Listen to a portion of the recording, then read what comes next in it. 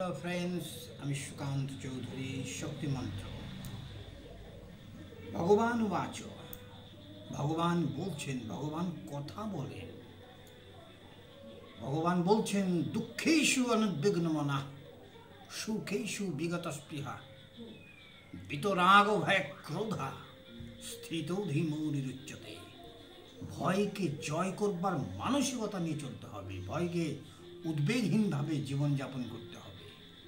ভয়ে ভেঙে পড়লে হবে না। সুখের পিছনে দৌড়ানোর কোনো প্রয়োজন নাই।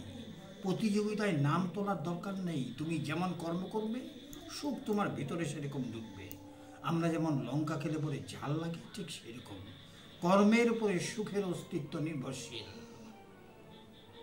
একটা জিনিস মনে রাখতে হবে, আসক্তি, রাগ, ভয়হীন জীবন, মননশীলতা, এটাই স্থিতপ্রজ্ঞতা।